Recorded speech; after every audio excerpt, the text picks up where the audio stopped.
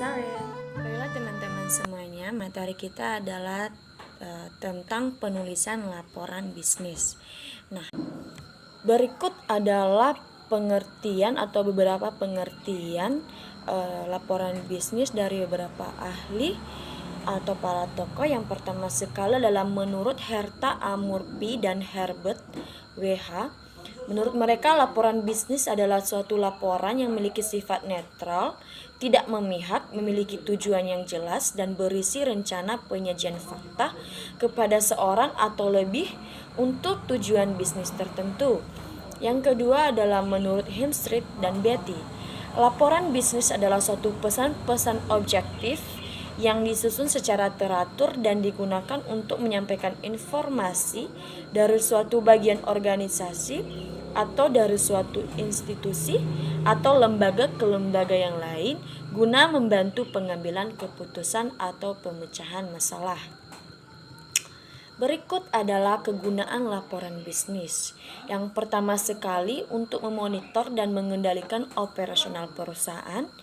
Yang kedua untuk membantu mengimplementasikan kebijakan-kebijakan dan prosedur-prosedur yang telah ditetapkan perusahaan.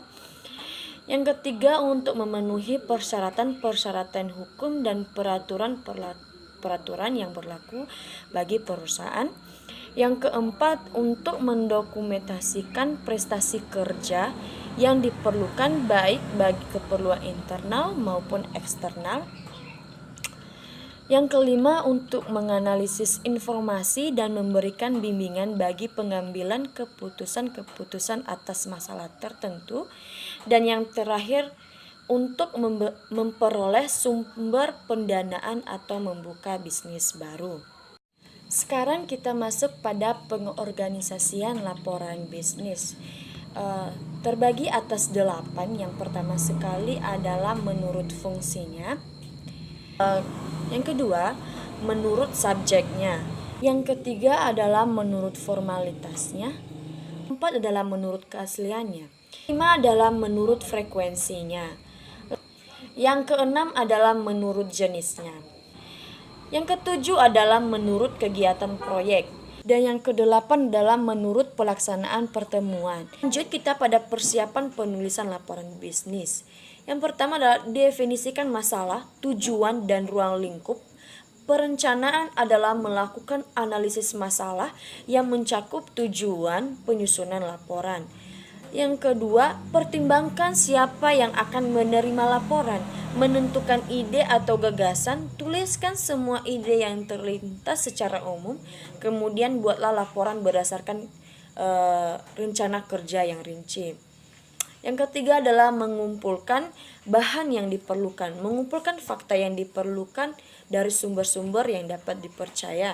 Yang keempat adalah menganalisis dan menafsirkan data.